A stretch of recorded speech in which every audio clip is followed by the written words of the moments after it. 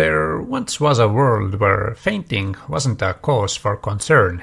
It was expected. In Victorian England, fainting was so common that wealthy households had dedicated rooms just for women to swoon in peace. These were the fainting rooms, a curious symbol of both fashion and societal pressures. To understand fainting rooms, we need to step into the Victorian era, a time when appearance and decorum were everything. Especially for women. Society placed immense pressure on women to look refined, delicate, and above all, proper. But with that came a problem, the corset. The corset was a staple of Victorian fashion, designed to create an hourglass figure.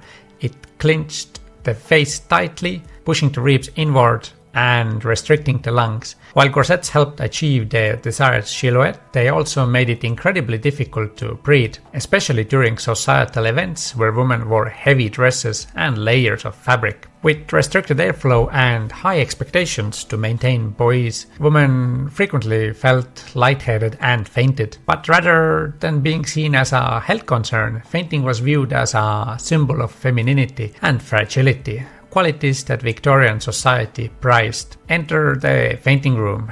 These private spaces were often located near the front parlor or bedroom. They were equipped with fainting couches, which were specially designed to allow women to recline and recover comfortably. These couches had a raised back and extended seat, allowing for a graceful collapse, but fainting wasn't always accidental. In some cases, women used fainting as a socially acceptable way to express distress or dissatisfaction. Victorian society didn't allow women to speak openly about their frustrations, so fainting became a form of silent protest or escape from uncomfortable situations. By the early 20th century, fainting rooms began to disappear. As fashion evolved and corsets fell out of style, women no longer faced the same physical restrictions. The changing roles of women in society also meant that your wife randomly passing out was no longer seen as a desirable trait. In the West, women in general were encouraged to be more active and assertive,